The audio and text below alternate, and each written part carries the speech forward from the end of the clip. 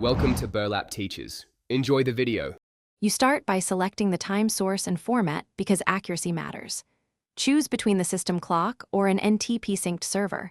Once done, pick 24-hour or 12-hour with seconds appended as SS. Make sure to include time zone handling now, rather than later, since offsets change the displayed seconds in edge cases.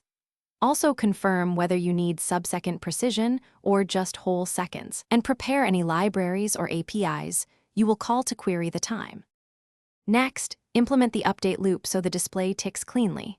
Set an interval that fires every 1000 ms, but first align to the next whole second by calculating 1000 minus current milliseconds.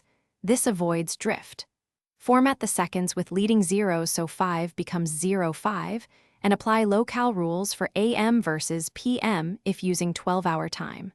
Once the loop is stable, render only the changed parts, typically seconds, to reduce redraw cost and keep the UI responsive.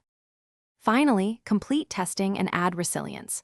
Run tests across different time zones and after daylight saving transitions. Simulate NTP offset to observe behavior. Make sure the interval does not drift by checking the display against the authoritative source over a few hours and schedule periodic resynchronization.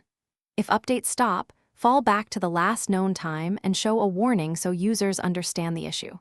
Troubleshooting tip: if seconds drift, realign on the next second and resync with the. Thanks for watching. Consider subscribing if this video helped you.